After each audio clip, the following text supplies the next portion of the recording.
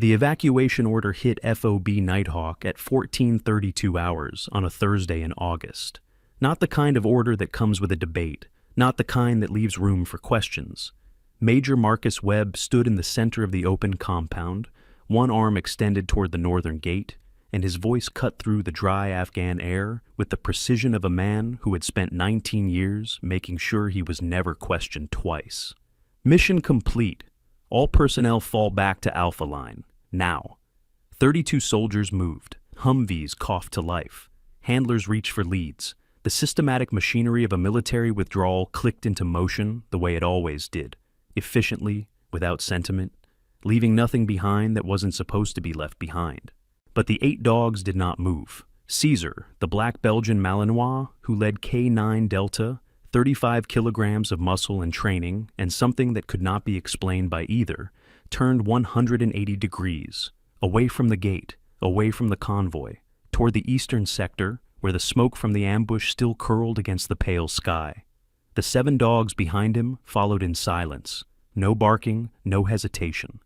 They moved the way water moves around stone, inevitable, quiet, certain of themselves in a way that made several soldiers stop mid-step and stare. Staff Sergeant Brett Connors grabbed Phantom's lead and pulled. Hard, the dog did not turn. "What in the world?" Connors yanked again, planting his boot against the cracked earth for leverage. Phantom's stride didn't break. The lead slipped through Connors' grip with a calm that was almost insulting, the nylon sliding out of his fist like it had simply decided it was done with him. "Hey!" Connor's face went from sun-brown to something closer to brick red. He turned, scanning the compound for someone to blame, and his eyes landed where they usually did when things went sideways in ways he didn't understand. On the woman, standing 10 paces from the K9 station, holding a clipboard, wearing a contractor's vest that had been washed too many times to remember what color it used to be.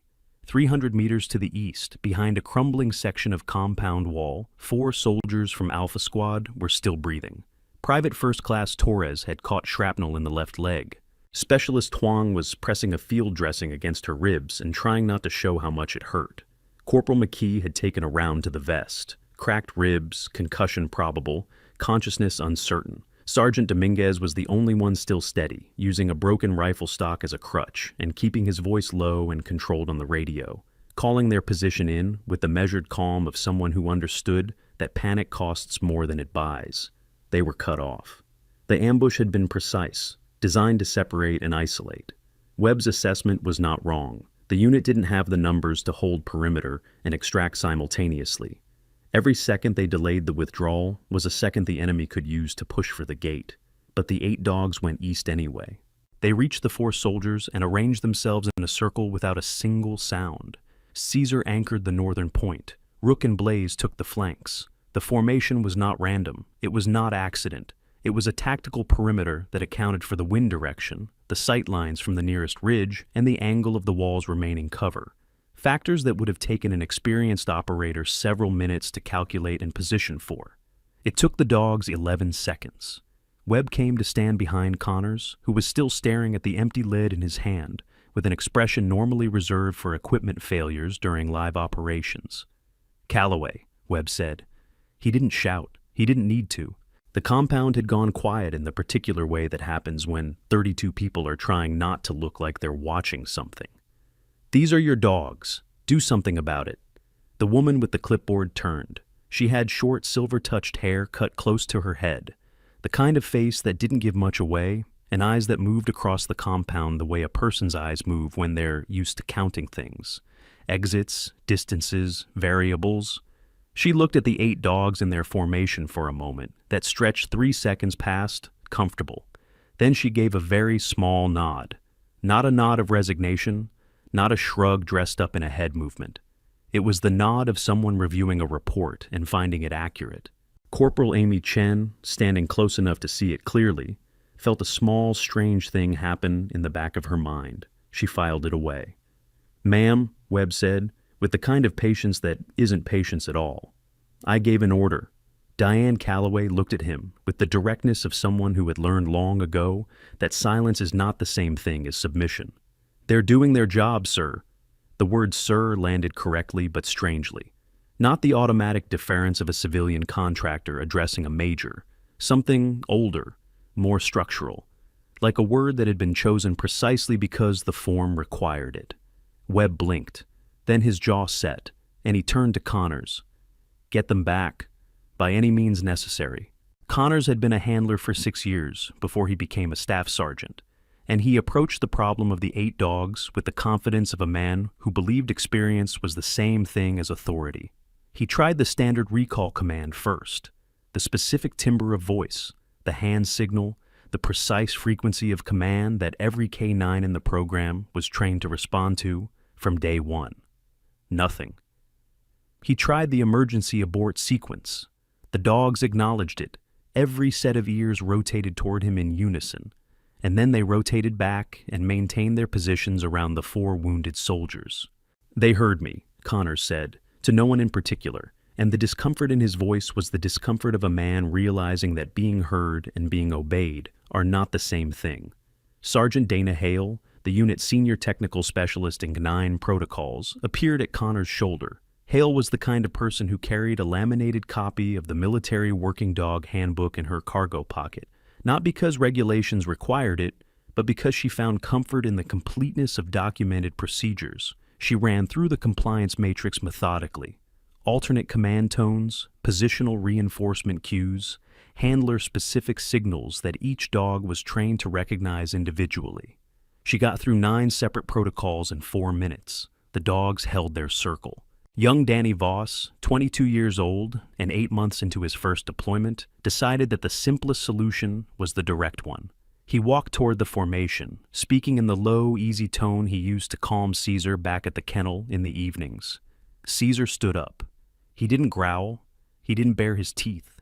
He rose to his full height at the northern point of the formation, and he looked at Voss with an attention so complete and so still that Voss stopped walking without consciously deciding to stop. He stood there for 3 seconds, surrounded by the logic of retreat he couldn't explain, and then took a step back. His hands were shaking when he looked down at them. Lieutenant Josh Maines materialized beside Connors with the particular timing of a man who had been waiting for exactly this kind of moment. He was good-looking in the way that required maintenance and knew it, and he had the social fluency of someone who had learned early that the easiest way to establish yourself is to make someone else's failure visible. I said it from the beginning, Maines said, at a volume calibrated to carry to the cluster of soldiers watching from near the vehicles. The K-9 program at this FOB has a management problem. He let that settle for a beat. A competency problem. Sergeant May Okoro, standing at the edge of the vehicle cluster with her arms folded and her expression giving nothing away, looked at Maines with a particular quality of attention that very steady people give to things they find dangerous but not yet worth addressing. She didn't speak. She filed it. Diane Calloway was writing on her clipboard. Her handwriting was not the shorthand of someone keeping administrative notes. The symbols she was marking were compact, angular, structured in a sequence that resembled notation more than language. Rick Salter, the other contractor on base, the one who had twice now mentioned to Webb that the K-9 program was underutilizing its potential under its current management, angled himself close enough to see the page. He took out his phone. Okoro moved from the vehicle cluster to Salter's side without rushing. She placed her hand over his phone, not aggressively, just with a weight and a certainty that communicated the end of a line of reasoning. Salter looked at her. She looked back. He put the phone in his pocket. If you've ever watched someone get dismissed right before they prove everyone wrong, you already know where this story's going. But trust me, you don't know how. Subscribe and hit the bell so you don't miss the moment these dogs do something no one in that base can explain. And drop a comment right now. Do you think the dogs knew something the commander didn't? Let's see what you think before the truth comes out. The radio traffic from Alpha Squad was becoming more urgent by degrees. Torres field dressing needed changing. McKee had stopped responding to direct questions and was answering only in single syllables. The circle of 8 dogs did not change their positions, but Caesar had begun a slow sweep of the northern quadrant with his nose, low, methodical, mapping something in the air that the humans around him couldn't read. Doc Reeves, the unit's senior medic, had worked with military working dogs in 2 previous deployments, and he understood them the way a good medic understands anything outside his specialty. with the respectful attention of someone who knows the edges of his own knowledge. He watched Caesar's nose work and said, to no one in particular, "He's checking the wind." Diane, without looking up from her clipboard, "He's checking for secondary ambush position." Doc looked at her. "How do you know?" She wrote another notation. "Because that's what I'd check." Connors overhead, that from 6 feet away. He processed it for approximately 3 seconds, then decided it required a response. He walked to where Diane was standing and dropped his voice to the register people use when they want the conversation to feel private while making sure it isn't entirely. "Listen," he said, "I've been working these dogs for 6 years. I know what they're trained to do and what they're not. What's happening out there is not trained behavior. That formation, the positioning, the way they're ignoring commands, that's a malfunction. And when we get back to base and I write this up, the question is going to be, what kind of conditioning produced a malfunction this total?" He let that last word sit.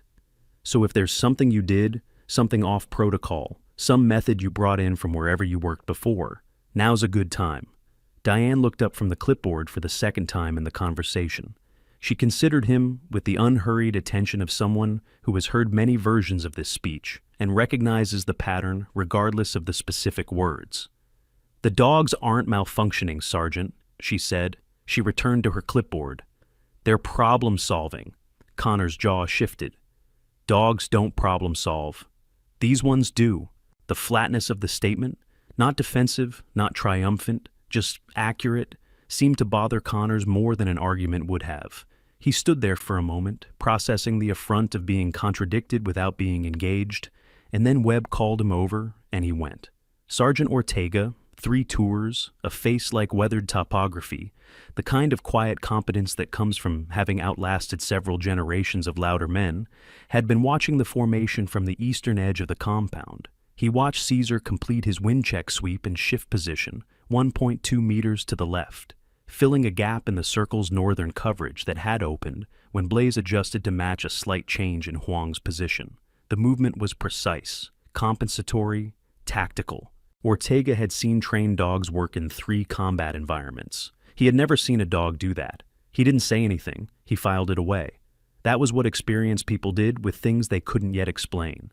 Major Webb's tactical calculation was not unreasonable. 32 personnel, a perimeter already compromised, intelligence suggesting secondary movement on the ridge. The 4 soldiers in Alpha Squad were stable, injured but stable. The medic had communicated the assessment. The probability analysis said, get the main body out, call in air support for the extraction of the wounded, accept the interval of vulnerability. It was the kind of decision that could be defended in a briefing room. It was the kind of decision that certain circumstances made necessary. It was also the kind of decision that the 8 dogs had apparently reviewed and found unacceptable. Webb got on the radio to Bagram. He kept his voice even because he was a man who understood that the sound of control is sometimes more important than control itself. He requested clarification on air asset availability for medevac. He received an ETA of 22 minutes. 22 minutes, he said, to no one in particular. Then he looked east at the formation of dogs, at the 4 soldiers behind them. Then he looked at Diane Calloway. She was watching the dogs with the focused, quiet attention of someone monitoring gauges, reading output, checking variables, noting deviations. Not with anxiety. With the calm interest of a person for whom this data was meaningful in a specific technical way. "Ma'am," Webb said, and this time there was something new in his voice. Not warmth, nothing so generous as that, but something adjacent to uncertainty. "In your professional assessment, are those 4 soldiers safer with the dogs there than without?" Diane said. "Yes." "And you can't call the dogs back." "I can," she said. "I'm choosing not to." The silence that followed was the particular silence of a superior officer encountering a subordinate who has made a distinction they were not expecting. Webb's eyes narrowed. "That is not—" "They're providing effective cover," she said. "They're maintaining a viable perimeter. They're doing what trained operators do in a contested extraction scenario. If I call them back, those 4 people lose the only defensive line they have for the next 19 minutes.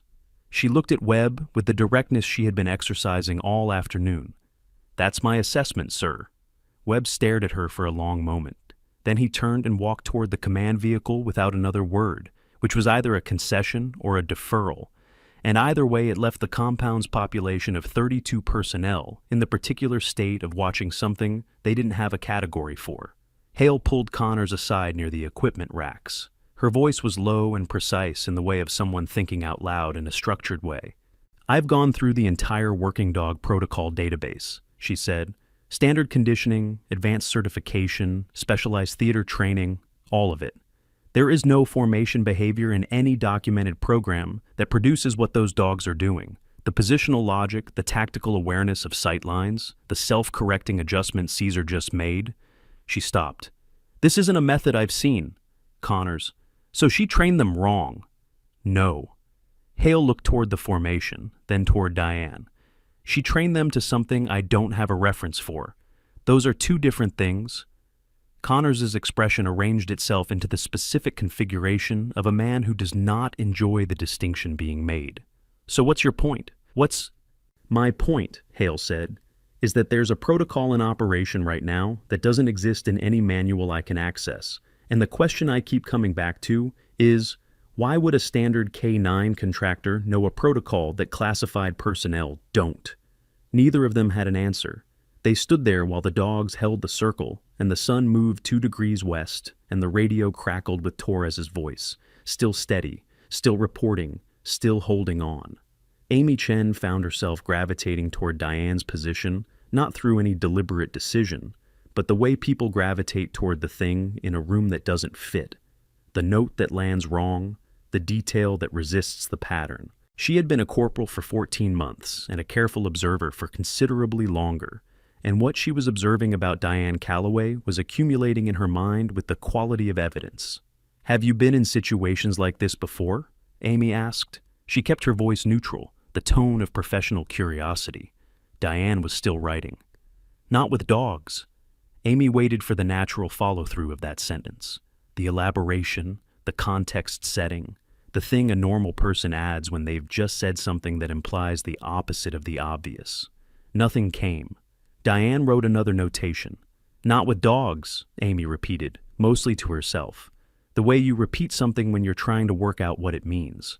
Connors, at that moment, returned to the problem of the 8 dogs with the determination of a man who had decided that 9 prior failures simply meant he hadn't yet found the right tool. He retrieved from the equipment rack a high-frequency acoustic device, designed specifically for K-9 override in hostile or non-compliant scenarios. It was not commonly used because K-9s trained to combat readiness tended to associate the frequency with specific high-stress contexts, and using it incorrectly created more problems than it solved. But Connors knew the device. He had the training. He switched it on. All 8 dogs turned their heads toward him simultaneously. It was not the movement of confusion or response. It was the movement of acknowledgement, the precise, composed pivot of 8 animals who had heard the signal, identified it, and categorized it as something that existed in a separate hierarchy from the one they were currently operating in. Caesar looked at Connors for 2 full seconds. Something passed in that look that Connors could feel but not name. Then Caesar turned back to the north and held his position. Connors stood there with the device still running, its frequency producing nothing, its authority producing less than that. And he was aware in a way that he had not been aware before the afternoon started, that there were things in the world that his 6 years of experience had not prepared him for. Salter materialized at Webb's elbow with the smooth timing of someone who had been composing his pitch for several minutes.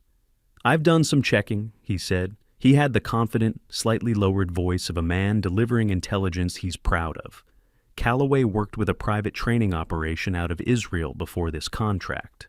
That formation behavior, it's consistent with a non-standard conditioning approach that some Mossad-adjacent programs have used for specialized asset protection scenarios.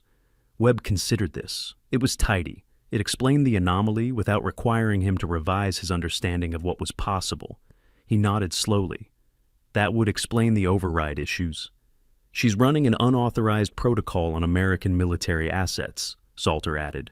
"That's a liability issue at minimum." From 10 feet away without looking up, "The protocol isn't Israeli." Both men turned. Diane had spoken without raising her voice, in the same even register she'd been using all afternoon, while still writing on her clipboard. The approach you're describing uses environmental conditioning and reward-based hierarchy reinforcement, she continued. What you're seeing out there is neither of those things. It's something else. Webb. Then what is it? She looked up. It's something that's working. Bagram contacted FOB Nighthawk at 15:09 hours. The request was procedural, status update on K9 Delta deployment. Webb reported the situation without editorializing. Compliant assets had been deployed to Eastern Sector. All 8 were non-responsive to standard recall. Contractor assessment indicated the formation was tactically sound. There was a pause from Bagram that lasted noticeably longer than pauses from Bagram usually lasted.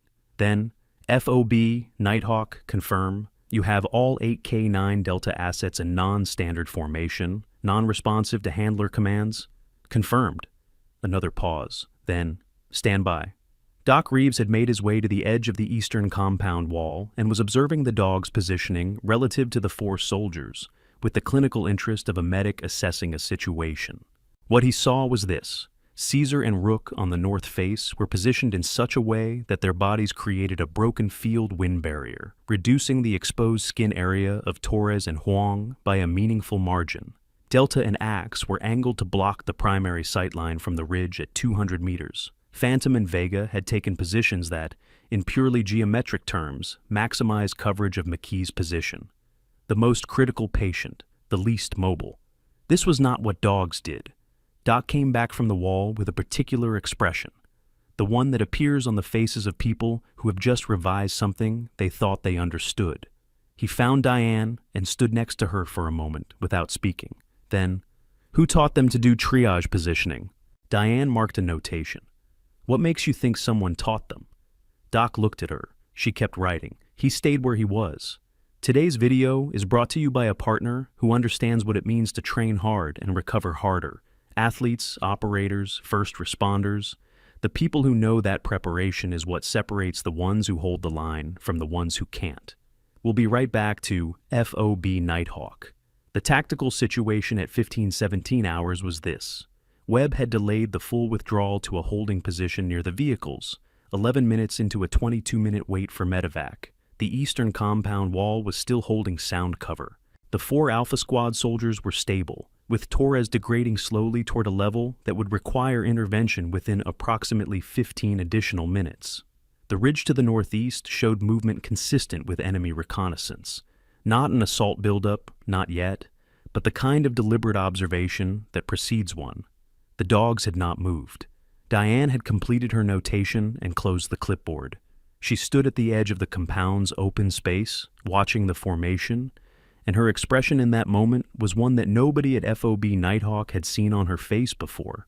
Or rather, it was an expression they had seen, but hadn't had the context to read correctly. It was the expression of a field commander doing a situation assessment. Hale approached with the specific energy of someone who has made a decision to ask a question they've been circling for 20 minutes. The protocol, she said. What level of classification would it operate under? Diane looked at her. The quality of the look was the same one she had used on Connors when he'd questioned her expertise. Not dismissive, not combative. Evaluating. Why do you ask? Because I put in a search request on your contractor file, Hale said. Standard background review, and I got something I've only seen once before in my career on a personnel query. She paused. Access denied at classification level Omega, not file not found, not insufficient clearance for standard review. Omega, she kept her voice steady. That's not a contractor clearance level. That doesn't apply to civilians. The compound's ambient noise continued. Humvee engine idling, radio static, wind over equipment. Diane said nothing for 3 seconds. Omega classification applies to a very specific category of personnel, Hale continued. I looked it up.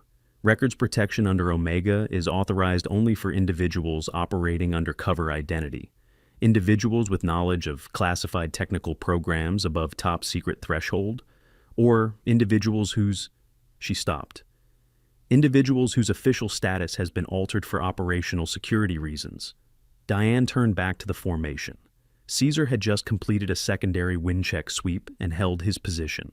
Rook had shifted 1.5 meters to compensate for the change in Huang's position as the specialist repositioned her field dressing. "Your search," Diane said, "is going to generate a notification." Hale blinked. "What?" "The Omega block on that file isn't passive. Any query above standard contractor clearance triggers an alert to the office that maintains the classification." She kept watching the dogs. "You'll have a response within about 10 minutes. Hale stood very still. "Who maintains the classification?" Diane didn't answer, but Amy Chen, who had been standing close enough to hear the entire exchange, felt the small, strange filing sensation again. The accumulation of detail that was beginning to cohere into something she couldn't yet name. Webb's radio call at 15:22 hours began the way radio calls from Bagram usually began: controlled, procedural, efficient. It stopped being any of those things when the voice at the other end said, "We need a physical description of your contractor personnel, FOB Nighthawk, specifically the K9 unit supervisor." Webb provided one.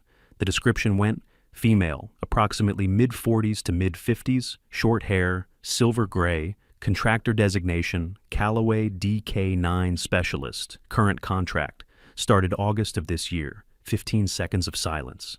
Then, "Major Webb, I need you to listen carefully. Do not take any action to interfere with that individual's activities. Repeat, do not interfere. Stand by for a secure channel patch." Webb stood in the center of the compound with the radio in his hand, and 32 personnel theoretically in motion around him, and he looked at Diane Callaway the way a man looks at something he has been misidentifying for the better part of 2 hours. The secure channel took 90 seconds to establish. In those 90 seconds, Connors made one final attempt with the acoustic device, escalating the frequency, adding a directional modifier, running the full protocol sequence. The 8 dogs acknowledged it with the same composed, rotating attention they had shown before. Caesar looked at Connors, held the look, released it, turned north. Connors put the device away. Maine said something to the cluster of soldiers near the vehicles. Nobody laughed the way they would have laughed 2 hours ago. The compound's social atmosphere had shifted in the way atmospheres shift when people begin to suspect that the established hierarchy of who knows what is not as stable as it appeared at 0800 that morning. Salter checked his phone. He looked toward the gate, the direction of the Bagram Road, then back at Diane.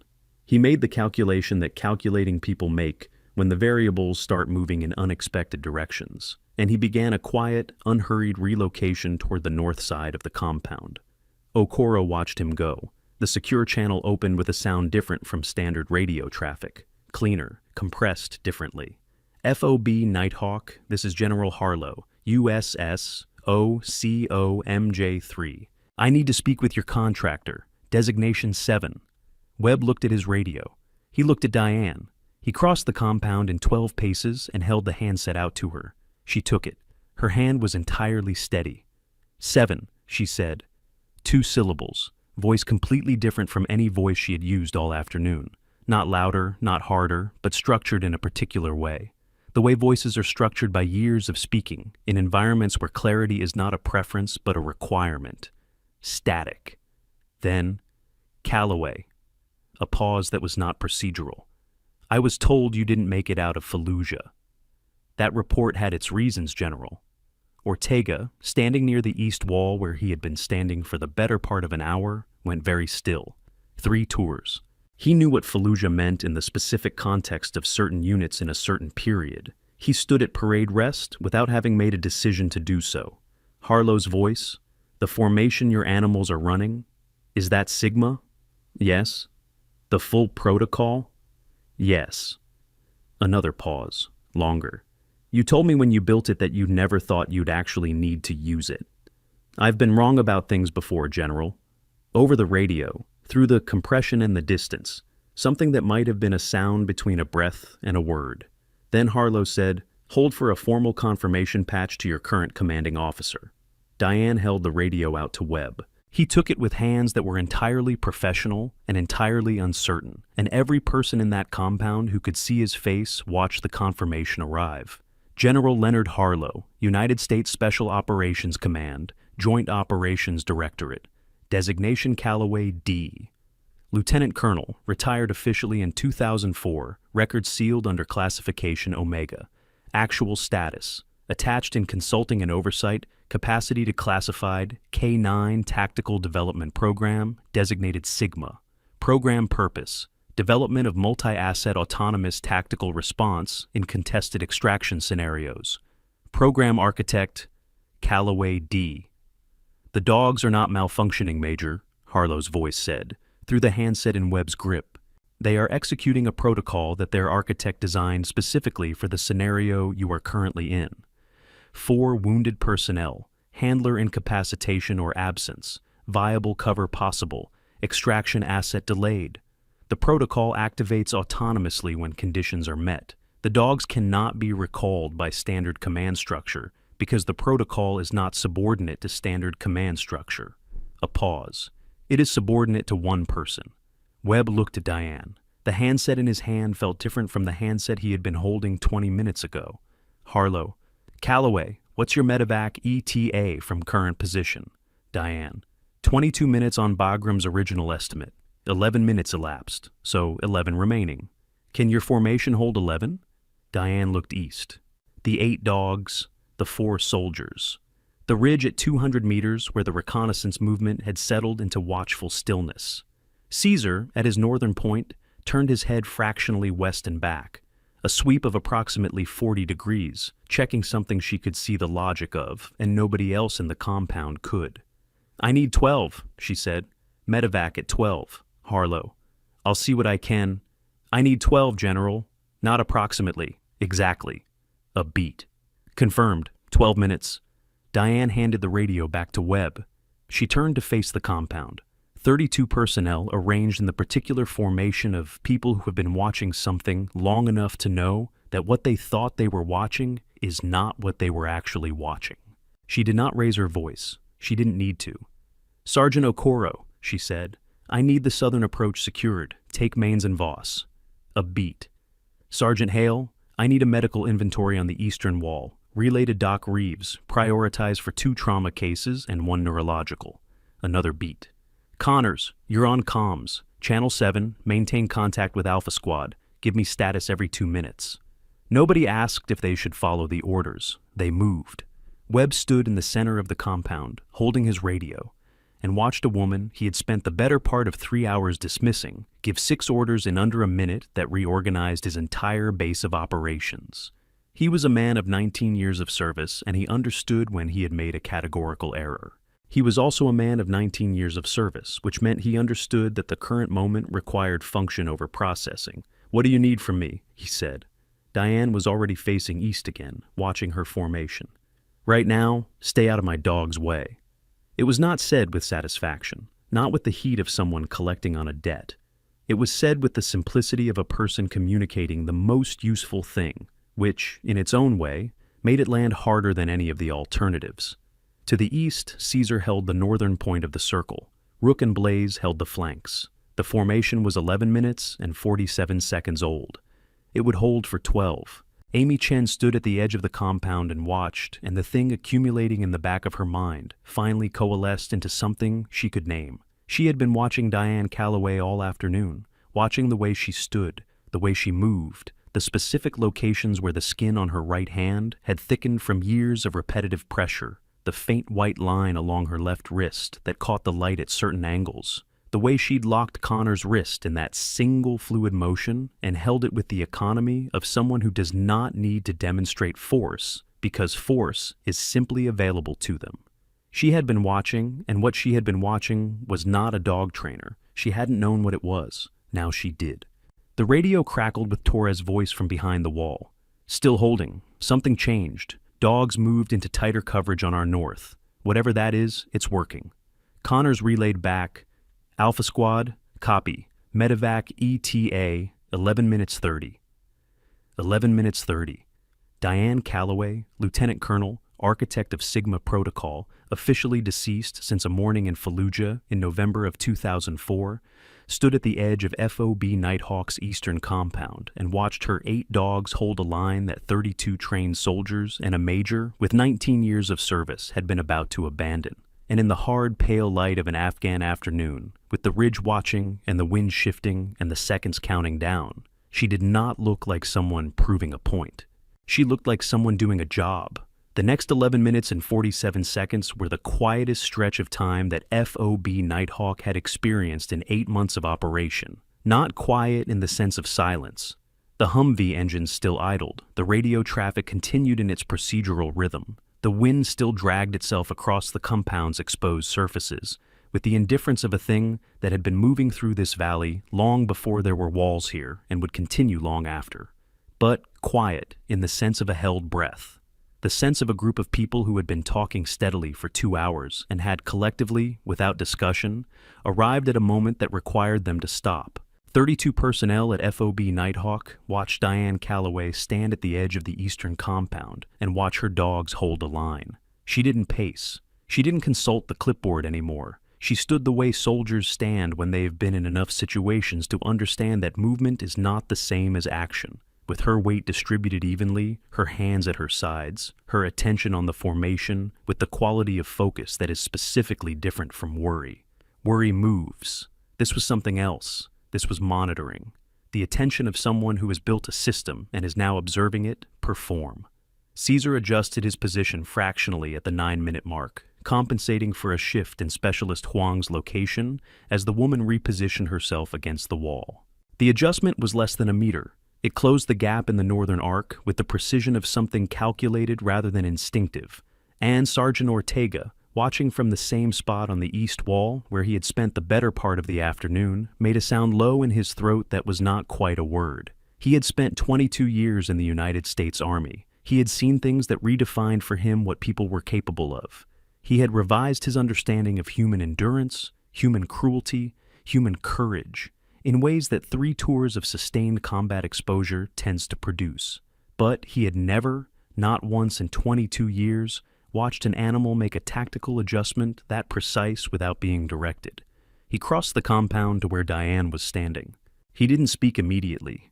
He stood beside her and watched the formation for a moment, the way 2 people watch something together when they don't need to narrate it to each other.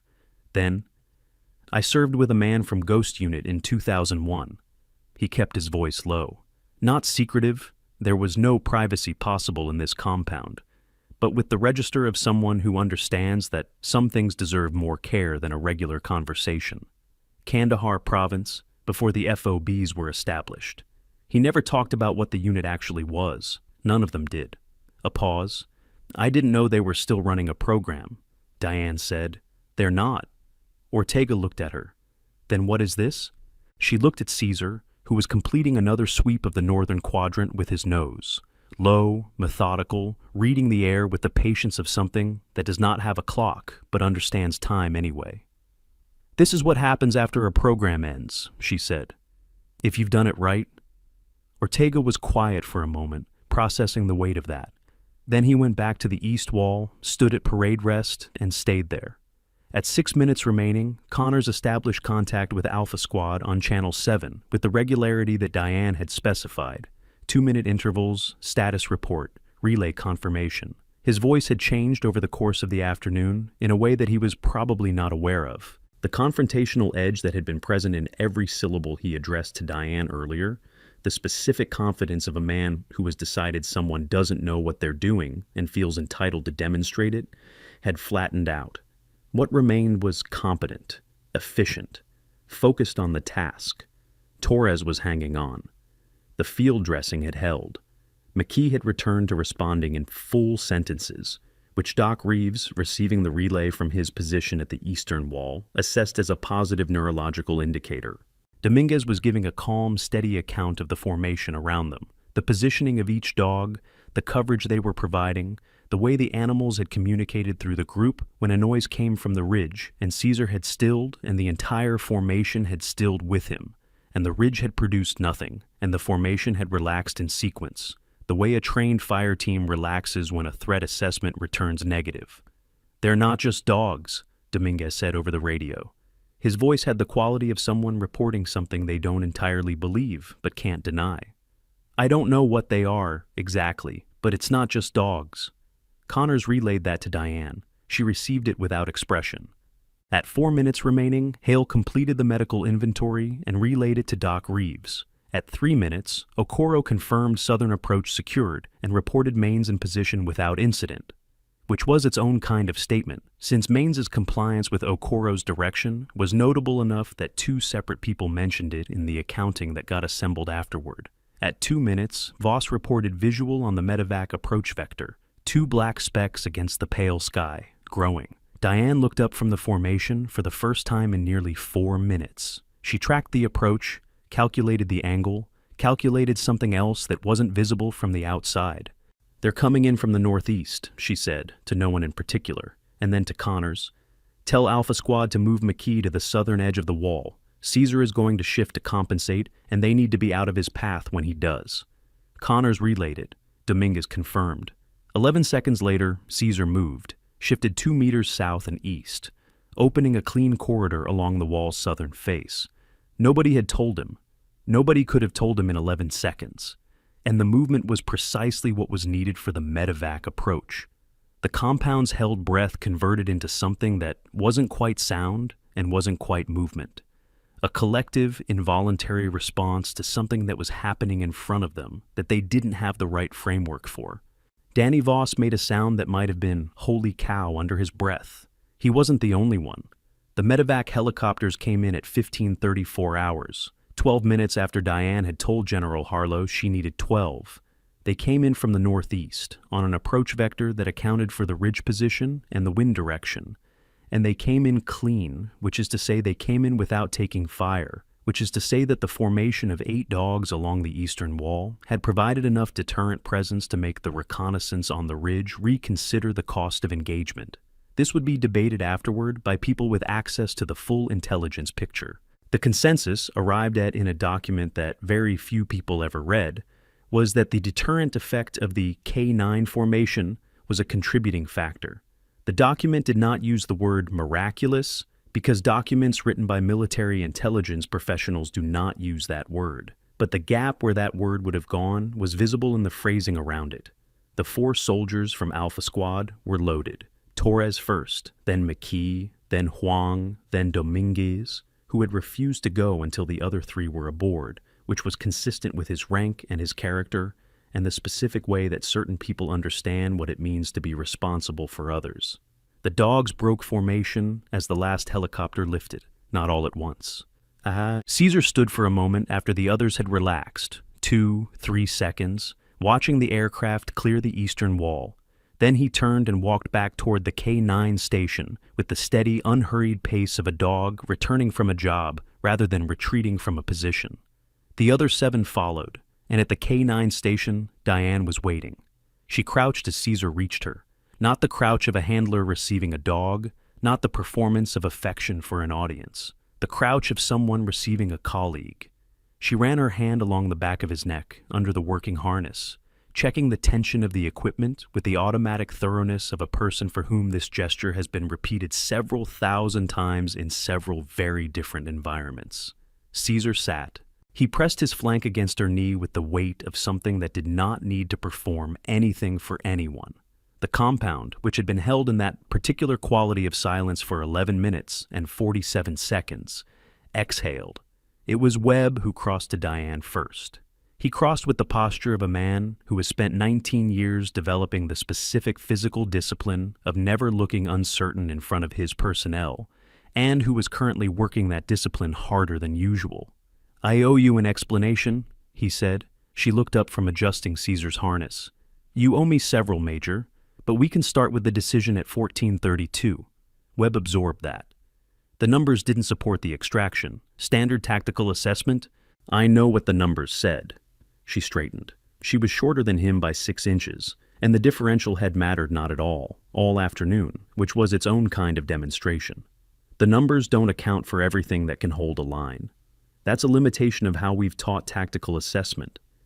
She looked at him steadily. 4 people are alive right now because of a gap in your framework. That's worth examining. Webb was quiet for a moment. Then, with the deliberateness of a man choosing to say something that costs him, "Yes, it is." Diane nodded once, not acceptance, not absolution. Acknowledgement. The recognition of a fact being received. Harlow mentioned a formal review process. You'll be part of it. I understand. It's not punitive, she said. Or it shouldn't be. What happened here today is information. The people who figure out how to use it correctly will make better decisions. That's the point. She picked up her clipboard, the one with the angular, compact notations that looked like nothing in any standard K9 manual because they weren't from any standard K9 manual. That's always the point. Webb stood in the center of his compound and watched her walk back toward the K9 station with the patient, purposeful stride of someone who has never been in a hurry because she has always known where she was going. He had given her more than 20 orders and dismissals in the course of the afternoon. She had complied with the ones that didn't compromise the mission and declined the ones that did, and the final accounting showed that her assessment of which was which had been correct every time. He stood there and did the specific internal work that separates competent leaders from excellent ones. He held the error fully, without flinching, without distributing the responsibility into the surrounding circumstances, and looked at what it actually was. Then he picked up his radio and began the formal reporting sequence that would eventually become the document with the gap where a word like miraculous would have gone. The compound did not transform overnight into a different kind of place. That's not how transformation works. Not in people, not in institutions, not in the social architecture of a military base that has been running on a particular set of assumptions for the better part of 8 months. But it shifted. The way the afternoon's light shifts when a cloud clears. The same landscape, different visibility.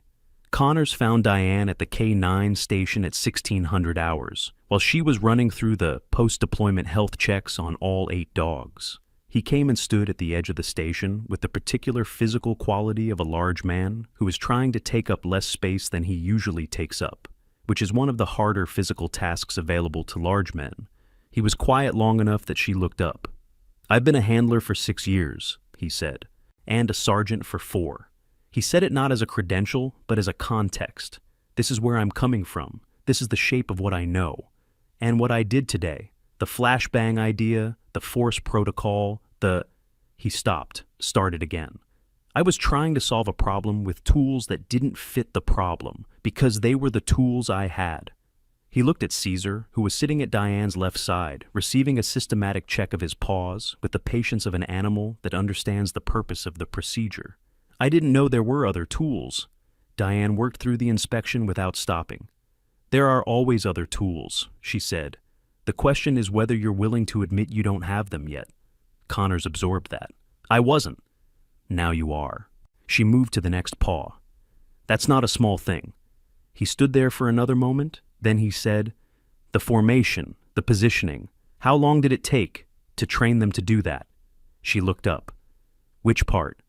"All of it. The autonomous response, the tactical awareness, Ortega said Caesar adjusted for the medevac approach before anyone gave the aircraft coordinates to the squad.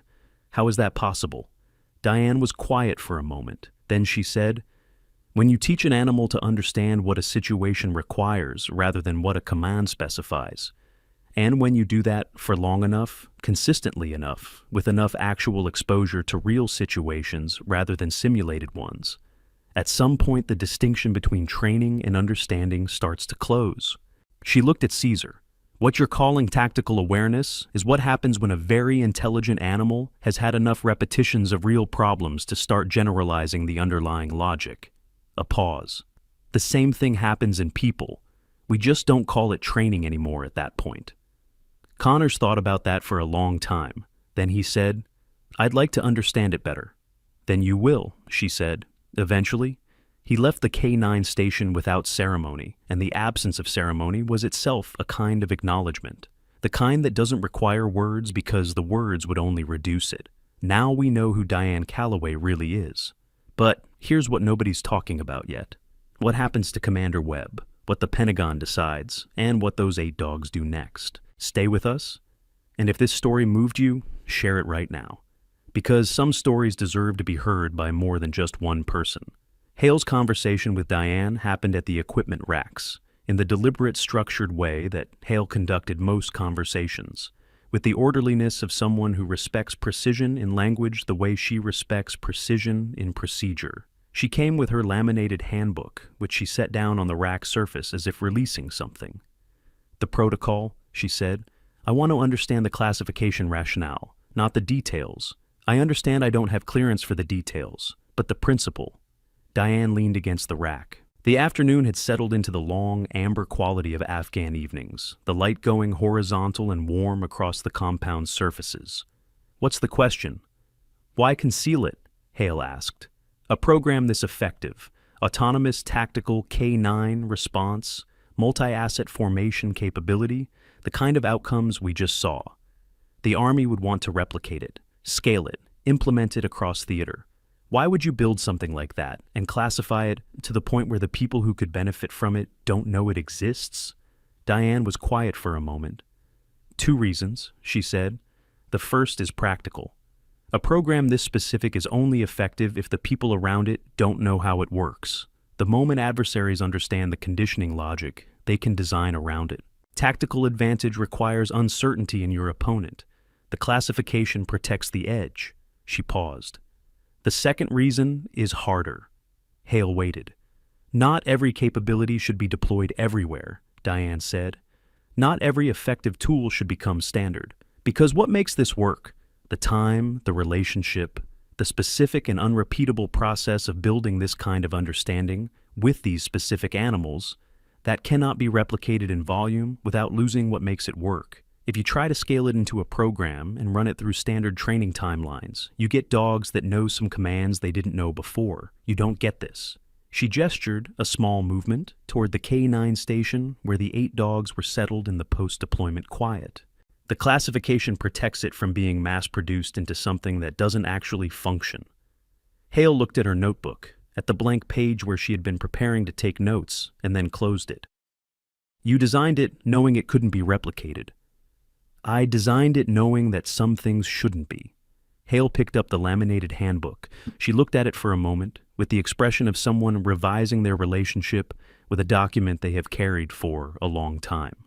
"For the record," she said, "I would have made the same call you made today, if I had known what you knew." Diane said, "I know." She said it without warmth and without edge, simply as a fact. "That's why I didn't argue with you more than I did." Maines found that the evening was going to be considerably less comfortable than his mornings had been for the previous 8 months. The conversation he had with Okoro was not technically a reprimand. Okoro was a sergeant, and Maines held a lieutenant's bars, and the formal structure of the thing prevented it from being a reprimand. But it had the interior architecture of one.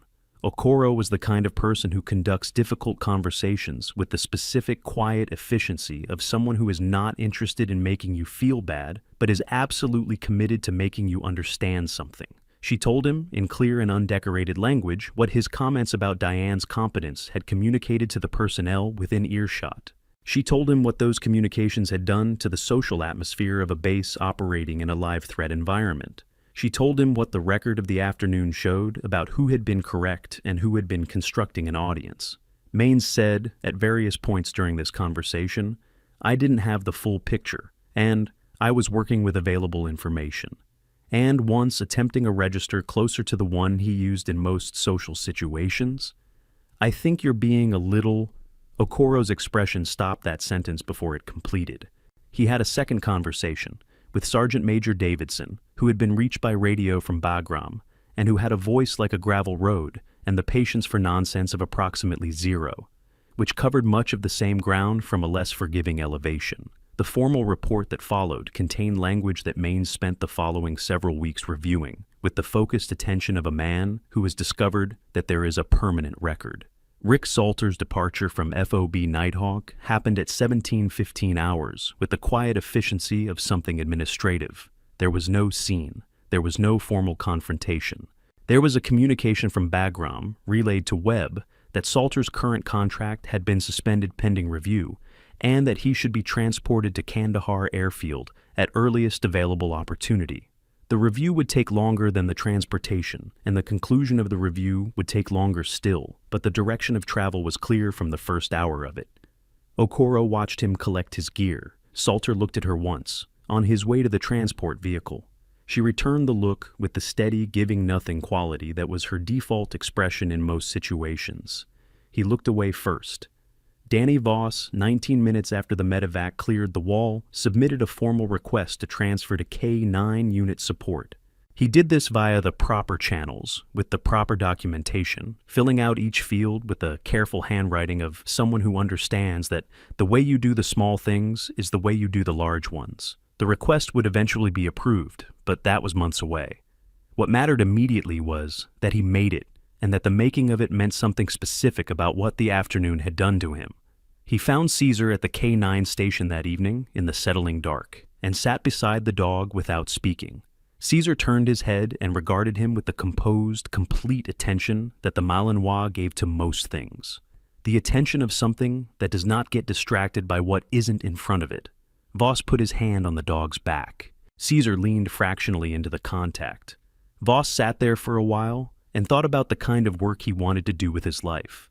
Amy Chen did not go to the K9 station that evening. She went to her bunk and opened the journal she kept in the inside pocket of her kit bag. Not a regulation item, not encouraged, not forbidden. And she wrote for 45 minutes. She wrote what she had seen. She wrote the sequence of details that had accumulated across the afternoon and the order in which she had noticed them and the way they had cohered. She wrote the gait, the hands, the specific quality of the notation on the clipboard, the economy of the wrist lock that had been applied to Connors with the casualness of something practiced so many thousands of times that it required no concentration at all. She had not seen the tattoo yet. That came later. What she wrote that evening was the record of an afternoon spent watching someone be dismissed, and the record of what it meant that the dismissal hadn't mattered. Not because the person being dismissed had forced anyone to reckon with them, but because the work she'd done had spoken with a clarity that no amount of dismissal could muffle. Amy wrote that down carefully because she recognized it as a thing worth remembering, not just about this afternoon, about something larger. About the structure of how we decide who deserves to be heard before they've had the chance to demonstrate why. She was 23 years old, and she was learning things that most people took decades longer to learn, and she was learning them quickly because she had the quality, rarer than most people understand, of actually watching what is in front of her rather than what she expects to be in front of her. General Harlow's second communication of the evening arrived at 1947 hours on the secure channel. It was addressed to Diane alone. Webb had the protocol awareness to leave the handset with her without being asked. Harlow's voice came through the compression, with the register of a man who has had several hours to process something and has arrived at a position. "I have authorized a partial declassification of Sigma documentation," he said. "Basic principles, foundational conditioning architecture, the logical framework for autonomous response triggering, enough to allow other units to implement a rudimentary version." A pause. "You'll review the scope before it goes to the J3. "The core methodology stays classified," Diane said. Not a question. "Agreed. We're releasing the what, not the how. The how stays with you." "The how isn't in a document, General. The how is in 20 years of working with animals in conditions that can't be replicated in a training environment. You can't release what I haven't written down." A pause from Harlow that contained the quality of a man both relieved and slightly unsettled by that. "There's a consulting arrangement being drafted, formal attachment, some operational flexibility, limited disclosure." He paused again. "Callaway, the people who built your cover in 2004, your original team, most of them are gone, retired, transferred, some of them not with us anymore. The infrastructure that kept you off the visible record has thinned considerably." Diane was quiet. "There are people who would like to know you're still operational," Harlow continued. "People who knew the program before it was officially closed. I've had 2 inquiries in the last 4 hours. What kind of people? The kind that don't make inquiries through official channels." He said it carefully. "I can't tell you more than that on this line. What I can tell you is that someone requested your file be blocked 3 weeks before you reported to FOB Nighthawk. The block was placed internally. Not from my office." The compound around Diane was quiet. The dogs at the K9 station were settled in the early evening, their breathing the soft, regular sound of animals at rest. Caesar was closest to her position. His breathing was the same as the others, but his head was up. Not alert, not scanning, just elevated, listening. "Who placed it?" Diane asked. "That's what we're determining," Harlow said. "I'll have something more definitive in 48 hours. In the meantime, be aware." I'm always aware, General. I know, that's not what I mean. A pause. I mean, be aware that the people who wanted your record blocked before you got there may have wanted something specific about your arrival. We don't know yet what. 48 hours. The secure channel closed. Diane held the handset for a moment. Then she set it down and looked toward the northern gate of the compound, the direction of the Kandahar Road, the direction that Salter's transport had gone several hours earlier. Caesar turned his head and looked in the same direction. She had not told him to. The conversation with Webb later that same evening happened at the command vehicle. Webb had been there for an hour, working through the formal reporting sequence, when Diane appeared at the edge of the vehicle's light with her clipboard under her arm, and the particular quality of presence of someone who has decided it is time to say something. "The decision at 1432, she said, taking up the thread of their earlier conversation without preamble, because she was a person who didn't require the social scaffolding of reestablishing context. I want to be clear about something. The decision itself, the tactical math, was defensible. I'm not here to tell you it wasn't." Webb looked up from his papers. "The question isn't whether the numbers supported pulling back," she continued. "The question is what the numbers didn't account for. What we don't factor into the math because we haven't learned yet how to quantify it." She set the clipboard on the edge of the vehicle's hood. "Today produced data. What those 8 animals did, in formation, for 11 minutes and 47 seconds, while 4 injured soldiers held on behind them. That's quantifiable. Not in the way doctrine currently quantifies things, but it can be. It will be." She met his eyes. "And when it is, the people making decisions like the one you made today will have a bigger math." Webb said, "You're saying the framework was wrong, not the person. I'm saying the framework was incomplete. The person worked with what the framework gave him." She picked up the clipboard. "That's why reviews exist, not to find who to punish, to find what to add." Webb was quiet for a moment. Then, "Harlow mentioned you built the program over 20 years. About that. And you've been carrying it as a contractor since 2004. Since the program was officially closed, yes." "Why?" he asked, not challengingly, with the genuine interest of someone who wants to understand a choice that is outside his frame of reference. "You had the credentials, the clearance, the record, whatever your actual record is. You could have continued in a formal capacity. You could have died officially in Fallujah," she said, finishing the direction of the thought, if not the specific sentence he'd been building toward. And the reason for that was operational. The program needed to not be associated with any identifiable individual. It needed to exist without a face, without a chain of command, without any of the institutional machinery that would have allowed it to be audited, regulated, modified, eventually standardized into something smaller than itself. She looked toward the K9 station. The program needed to be protected from the things that happen to successful programs inside institutions. So, the person running it stopped being an official person. Webb absorbed the scope of that. For 20 years, approximately, he sat with it. The lamp above the vehicle's hood cast a warm, specific light on the papers in front of him and left the edges of the conversation in the kind of shadow that some things belong in. "It didn't bother you," he said eventually. The invisibility of it, the work without credit." Diane looked at the 8 dogs, settled in the K9 station across the compound. The farthest one was Kira, the youngest of the 8, the one who had been the last to find her position in the formation that afternoon, but who had held it without deviation for the full 11 minutes and 47 seconds once she'd arrived. "The dogs I've trained," she said, "don't know my rank. They don't know my record or my history or what classification level my file sits under. They know what I've spent 20 years showing them, and when it mattered, when a situation arose that required everything I built into them, they did exactly what they'd been prepared to do." A pause. "That's all I need from the work. The rest is administration." Webb said, "That's a remarkable thing to believe." "It's a practical thing to believe," she said. "Remarkable and practical aren't opposites." She picked up her clipboard from the vehicle hood.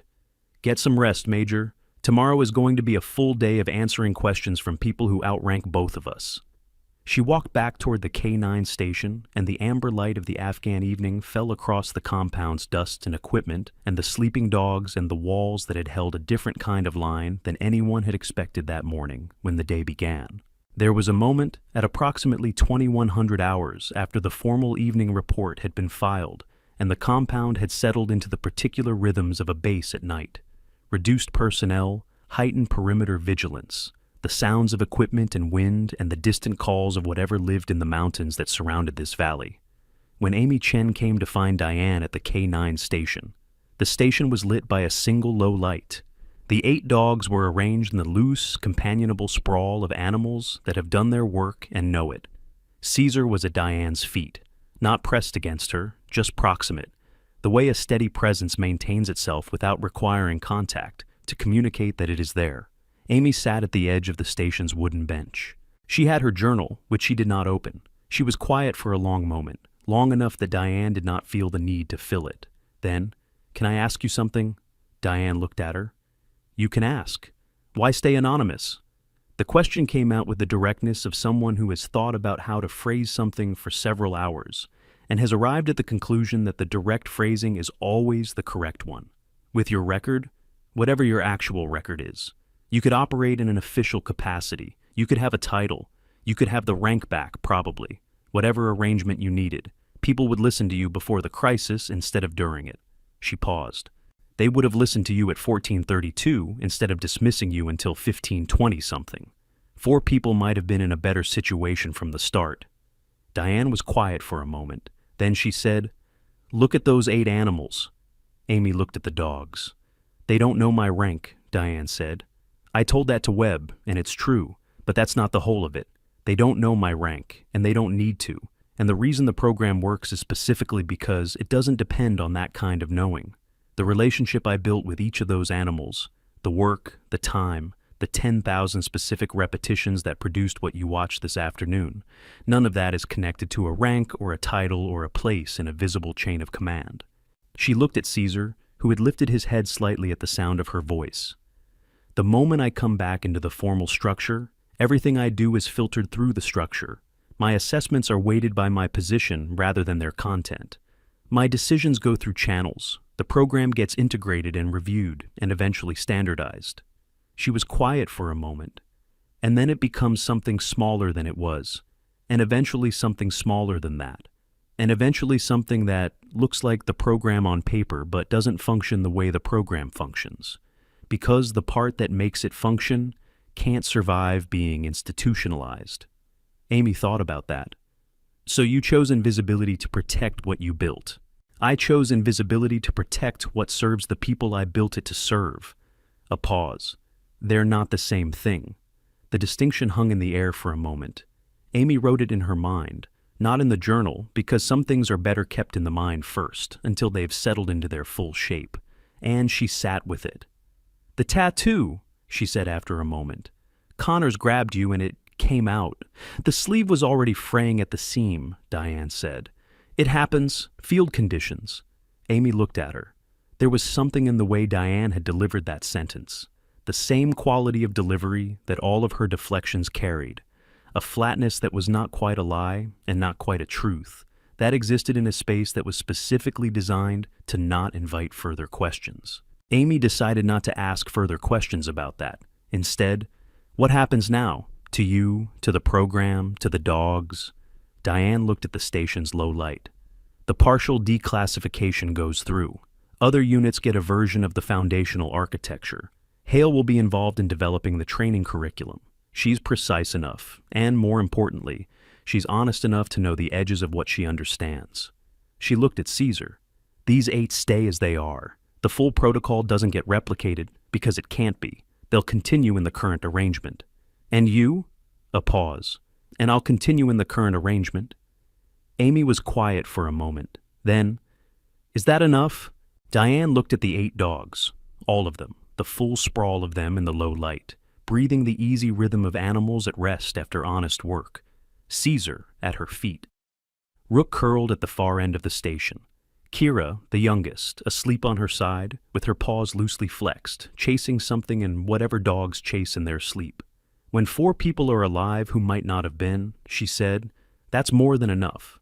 The night moved past 2100 toward the later hours, the compound settling further into its nighttime configurations. And the thing that happened next happened quietly. the way the most significant things often do, without announcement, in the spaces between the events that get written down. Diane's secure line vibrated at 22:31 hours. Not the handset she'd been using for official channels. A separate device, small, non-standard. The kind of equipment that does not appear in any inventory that can be requested through channels. She looked at the number, or rather, she looked at the absence of a number. The placeholder that appears where a number should be when the number has been specifically scrubbed from every system that would normally display it. She accepted the call. Silence for 3 seconds. Then a voice. Not Harlow's, not anyone she'd spoken to in the course of the afternoon. A voice that was carefully modulated, the specific vocal quality of someone who has spent professional time making sure their voice produces no identifying characteristics. Ghost Trainer 7, it said. 2 words, her designation. We observed today's operation.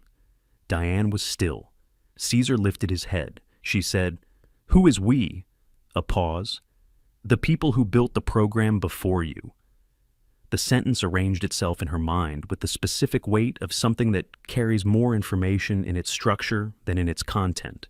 Before her, which meant there was a before, which meant the program she had spent 20 years believing she had originated had a prior history she had not been given access to. She said, "The program was established in 2002. A version was." The voice was patient. "The foundational work predates that." "By how much?" "That's a longer conversation." A pause. "What matters now is that the block on your file was not placed by your adversaries." Diane was still. "The block was placed to alert us when someone searched for you at that clearance level, a signal. We've been monitoring for it." The voice did not alter in quality or pace. "The block generated an alert. We're making contact now because of what you demonstrated today. There are people with resources and reach and access to situations that produce the kind of work you specialize in, who want to understand if what happened this afternoon at FOB Nighthawk can be replicated elsewhere." Diane said, "It can't be replicated. I've explained this." "Not replicated, applied." A pause. "There are 5 situations currently active in 3 operational theaters that have the structural profile of what you handled today. Isolated personnel, limited conventional asset availability, extended extraction timeline. In each of those situations, there are animals involved. Working dogs, some in formal K9 programs, some in informal relationships with unit personnel. And there are people who want to know if what you know can be brought to bear." Diane looked at the northern gate, the direction of the Kandahar Road, the direction that Salter had gone. She looked at Caesar, who was looking at the same direction with his head up and his ears at the forward orientation of something that is paying close attention to something that is not yet visible. "Who placed the file block?" she asked. Another pause. The kind that is not a pause of consideration, but a pause of decision. The moment of evaluating what information to release in what sequence. "The person who placed it is someone who understands what you are and wanted to be certain they would know when others found out." A beat. "We're still determining whether they're an asset or a liability. That's part of why this conversation is happening." "And Salter?" "A contractor, downstream of the situation, not the origin." Diane processed that. The compound around her breathed in its nighttime rhythm. The dogs breathed in theirs. The mountains beyond the walls were invisible in the dark but present. The permanent, indifferent mass of them that had been there before this conflict and would be there long after. "I'll need 48 hours, she said. "Harlow's timeline. After that conversation, I'll know more about the shape of what I'm working with." "We'll be in contact," the voice said. The call ended. Diane sat in the low light of the K9 station with the device in her hand, and Caesar's gaze on the northern gate, and the sound of the other 7 dogs breathing around her. She was the architect of a program that had a before she hadn't known about. And she was operational in a situation whose full shape was still emerging. And there were people she hadn't yet identified, who had been monitoring her file and were now reaching out through a channel that didn't exist in any official inventory. She was, in other words, in the middle of something. The dogs breathed around her. Caesar finally lowered his gaze from the northern gate and looked at her instead. She put the device away. She ran her hand along the back of his neck once, the checking gesture. The gesture that said, I'm here, and you did well. And we're still in this together, she said very quietly to the 8 of them. Did you hear all that? No answer. But Rook, at the far end of the station, lifted his head and looked at her with the patient, complete attention that the dogs had been giving to everything worth giving attention to all afternoon. She sat with them until well past midnight. The compound turned around them in its nighttime way. The mountains held the darkness in the hollows between their ridges. The Kandahar road was empty in both directions, or appeared to be. Doc Reeves, passing the K9 station on his way to the medical tent for a final equipment check, glanced at the low-lit space and saw Diane there, sitting in the middle of the 8 dogs, their breathing arranged around her like something structural, like a formation. Anne stopped for a moment. He had worked with dogs in 3 deployments, and he had examined what those 8 animals had done that afternoon, from every clinical and procedural angle he had access to, and he still did not have a framework that fully contained it. He stood at the edge of the station for a moment, not wanting to interrupt something he couldn't name. Then he continued to the medical tent. He would think about the afternoon at FOB Nighthawk for years afterward.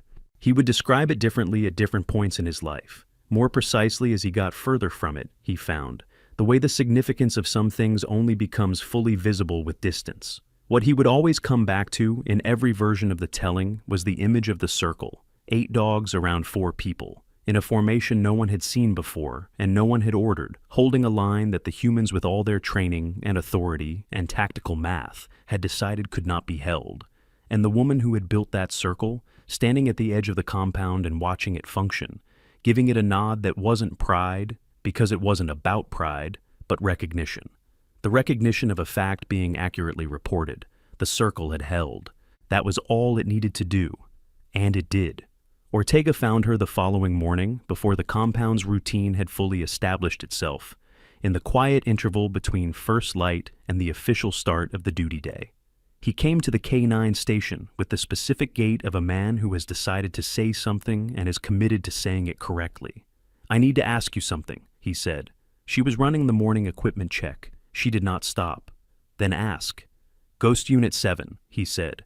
That's a designation from a program that was officially classified non-existent before 2005. I know this because the man I served with in 2001, the one I mentioned last night, he used a designation from the same series. And when I tried to find out what it was attached to after he was gone, I couldn't find anything. Not through official channels, not through people I trusted, not anywhere. He looked at her steadily. Except, I knew it existed. Because I had served alongside it. Diane checked the tension of Rook's harness without looking up. What are you asking? I'm asking if what happened yesterday is connected to what I couldn't find in 2006, he said. And if it is, if the program that produced those 8 animals and what they did yesterday is the same program, or a continuation of the same program, I want you to know that there are people who've been watching for evidence of it for a long time, not adversaries. He said it carefully, the way a man says something that is important to characterize correctly. People who understood what it was when it existed and were paying attention to the space it left when it stopped being visible. Diane looked up from the harness. She looked at him with the evaluating quality that was her standard mode of receiving information she needed to categorize. How many people? More than you'd expect. A pause. Less than would be useful. She held his gaze for a moment. Then she returned to the equipment check. I'll be at FOB Nighthawk for another 3 weeks on the current contract, she said. After that, the arrangement gets reviewed. And if it gets reviewed toward a different assignment, she moved to the next dog. Then I'll be somewhere else with the same 8 dogs, doing the same work. She glanced at him. The work doesn't stop because the assignment changes. Ortega was quiet for a moment. Then, the man I served with in 2001. He used to say that the only unit worth being part of was one you could trust to function without you watching it. He looked at Caesar, who was sitting at the edge of the station, with his face turned toward the morning light. I think he would have found what happened yesterday very satisfying, Diane said. What was his designation? Ortega looked at her. 4, he said. Series 7, number 4. She did not alter her expression. She continued the equipment check, but her hand paused for 2 full seconds on the buckle she was adjusting. A pause that communicated nothing to anyone watching who didn't know what it meant. and communicated a complete sentence to anyone who did. After a moment, she continued. Ortega left the K9 station and went to begin his duty day, and he carried with him the particular quality of someone who has just received information that resolves a question they had been carrying for 20 years and is not yet sure whether resolution makes things simpler or more complicated. He suspected more complicated. He had enough experience to understand that resolution and simplicity are rarely the same thing. 3 weeks after the events at FOB Nighthawk, a document circulated through US SOCOM's J3 Directorate. It was 11 pages, marked with a classification level 3 tiers above standard secret, and it addressed the formal military working dog protocol framework and its gaps, as revealed by the events of a Thursday in August in Kandahar province. The document did not name Diane Calloway.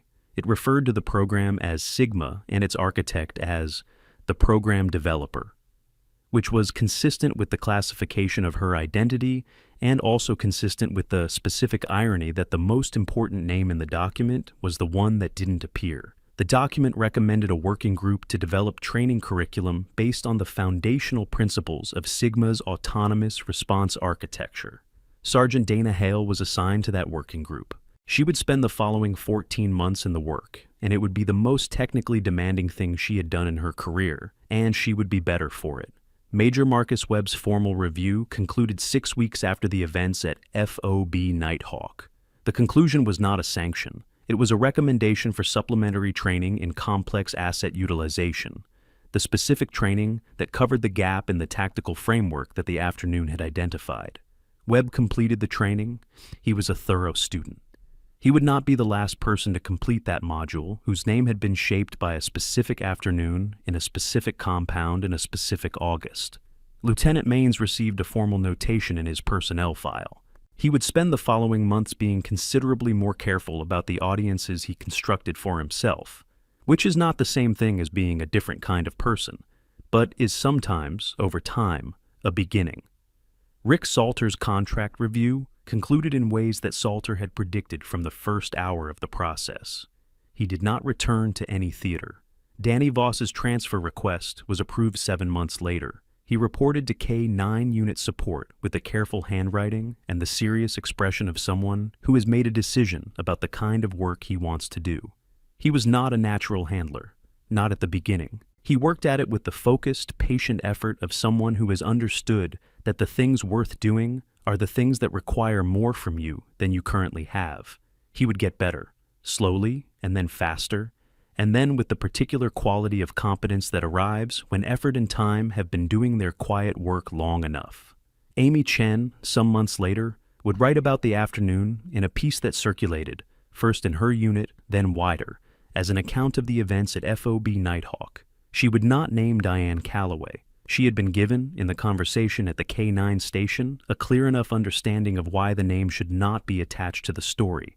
But she wrote everything else with the precision and the completeness of someone who had been watching carefully all afternoon and had the quality of actually seeing what she watched. The piece described the dogs. It described the circle. It described the 11 minutes and 47 seconds in a compound in Kandahar, during which the math that said something couldn't be held was overtaken by the fact that it was being held anyway. It described, without naming her, a woman standing at the edge of a compound, watching 8 animals do the work of an entire program, and not requiring anyone to acknowledge where the program came from, or who had built it. What Amy wrote about at most length, what she returned to in the draft after draft, working to find the version of it that was accurate, was the quality of the dismissal that had preceded the demonstration. Not because the dismissal was the important part, because it was the frame. Because what you understand about a situation before the frame gets revised tells you something true about the situation that the post-revision understanding tends to obscure. The dismissal was real. The contempt in Connor's voice was real. The social architecture that Maines had spent months building around Diane's invisibility was real and had been functional and had produced exactly the outcomes it was designed to produce, right up until the moment it stopped mattering because something larger than it had arrived. Amy wrote about what it means when the container someone has built to hold you, the category, the assumption, the fixed position in a hierarchy of who matters and who doesn't, turns out to be built around something that can't be contained. Not because the container breaks dramatically, not because the person inside it forces it open, but because what's inside it simply exceeds it, quietly, functionally, without requiring acknowledgement, in the way that real things exceed the frameworks constructed to describe them. She wrote that carefully. She rewrote it 11 times. The 12th version was the one that said what she meant. The piece ended with a line that Amy had written and rewritten a dozen times before arriving at the version that said what she meant. The dogs didn't know her rank or her history, or the name she wasn't currently using. They knew what 20 years of honest work looks like when it comes to stand beside you. And that turned out to be enough. The 48 hours that Harlow had specified passed. The communication that followed was longer than the previous ones, and more specific, and the information it carried changed the shape of the next 6 months of Diane's operational picture in ways that would take time to fully map. She received it with the attentiveness of someone who understands that new information doesn't interrupt a plan so much as it completes it, reveals the part of the territory that the previous map hadn't included. Some of what Harlow told her could be addressed through official channels, with the partial declassification that had been approved and the formal consulting attachment being drafted. Some of it could not. Some of it existed in the space that the voice on the non-standard device had been describing. The space between what is officially acknowledged and what is actually happening, which is the space where the most consequential work often gets done by the people who have decided that the work matters more than the acknowledgement. Diane noted what she needed to note. She asked the questions that needed asking. She gave the answers that could be given and declined the ones that couldn't, which she had long practice at. She did not tell Harlow about the call from the non-standard device. Not yet. The 48 hours were for Harlow to determine what he knew. She was still determining what she knew. When those two processes were further along, there would be a conversation that combined them. Until then, she worked with what she had. The morning after Harlow's 48-hour communication, 6 weeks after the events at FOB Nighthawk, 3 weeks before the working group would convene, 7 months before Voss would receive his transfer approval and Amy Chen would publish her account. Diane was at the K9 station at 0530 in the early light that comes before sunrise in August in Kandahar, running the dogs through a standard conditioning exercise that was also not a standard conditioning exercise. She had been doing this every morning since she arrived. The exercise looked like a standard sequence to anyone watching who didn't have the framework to read what was underneath it. The specific repetitions, the specific cues, the specific responses she was reinforcing and building on. To anyone watching without the framework, it was a trainer running dogs through their paces. To someone with the framework, it was the maintenance of something that had taken 20 years to build and would require every subsequent day's attention to sustain. Caesar ran the exercise sequence with the focused, unhurried competence of an animal that knows the purpose of the work. He did not perform competence. There was no audience he was calibrating to, no approval he was tracking in someone else's expression. He ran the sequence because it was the sequence, and the repetition was the structure, and 20 years of mornings like this one had built something that a single August afternoon had made visible to 32 people who had previously had no framework to see it. At the end of the sequence, he came to Diane's position and sat. She checked his harness, checked his paws, ran the assessment that she ran every morning. She found nothing requiring attention, which was what she expected but always confirmed. She put her hand on the back of his neck. The gesture that had been performed across 20 years and several operational theaters and a number of situations that would not appear in any document at a classification level that anyone at this base could access. "Good," she said, one word, the same word she used at the end of every morning session across 20 years. Caesar's tail moved once, the slow, certain movement of an animal that understands what it has done and does not require more than that word to know it is accurate. The sun came up over the eastern mountains. The compound woke around them in its morning way.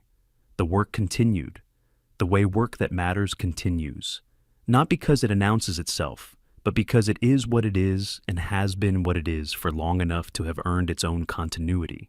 The 8 dogs ran their morning exercise in the early light. And Diane Calloway, whose name was not in any system that anyone at FOB Nighthawk could access, whose rank had officially ended in a document filed in November of 2004, whose program had officially closed 7 years after that. Diane Calloway stood in the center of what she had built, in the middle of the work she had chosen, with the particular quality of presence that belongs to people who have made a decision about what matters and have not revisited it since. The morning light found the tattoo on her left arm, the marking that Connor's grip had revealed, the eagle and the flag, and the designation beneath it that existed in a classification level that made Hale's database return access denied in capital letters. It found the scar along her left wrist, the calluses on her right hand, the specific way she stood with her weight distributed for a body that had been asked across 20 years to be ready for things that most people are never asked to be ready for. It found all of that. And it found her at the center of 8 working dogs in the morning light of an Afghan compound doing the work. There was a phone in her kit that would ring again. There were questions in Harlow's files that were still resolving themselves into answers. There was a voice from a non-standard device that had said, "The people who built the program before you," and that sentence was still sitting in her mind in the particular way that sentences sit when they are waiting for more information before they can be fully understood. Rook turned his head sharply toward the northern gate. Diane looked up. The gate was closed. The Kandahar road was empty in the early light, or appeared to be. But Caesar had turned his head now too, and then Delta, and then the rest of them in sequence. Not alarmed, not aggressive, the specific quality of directed attention that the dogs used when something was present that was worth attending to, even if its nature hadn't yet resolved. Diane looked at the northern gate for a long moment. Then she looked at Caesar. "What do you hear?" she said. He didn't answer, but he held his attention on the northern gate with the patience of something that knows the answer is coming and is in no hurry, because whatever is approaching will arrive whether or not it is hurried toward. She stood with the 8 dogs in the morning light and waited for what was coming. She had been doing that, in one form or another, for 20 years. She was very good at it. Diane Calloway spent 20 years doing work that no one could see, in a role that carried no title, under a name that didn't appear in any system anyone could search. She was dismissed as the dog lady. She was talked around, talked over, and talked about. Always in the register people use when they've already decided someone doesn't matter. And none of it touched what she had actually built. Because what she had built was not a reputation or a rank or a position in a visible hierarchy. It was something real, something that functioned, something that held a line for 11 minutes and 47 seconds when the math said the line couldn't be held, and held it not by arguing with the math, but by simply being more than the math accounted for. The lesson is not that credentials should be hidden. The lesson is that genuine capability does not require permission to exist. It exists whether or not anyone has recognized it yet. It works whether or not the person who built it gets credit. The dogs did not hold that circle because someone finally acknowledged what their trainer was worth. They held it because of 20 years of honest work, done in the dark, for no audience at all. If this story stayed with you, if it reminded you of someone who deserves to be seen, or of work you've been doing quietly, without recognition, share it with someone who needs to hear it today. Subscribe because there are more stories like this one, and leave a comment. What does it mean to you when someone holds the line?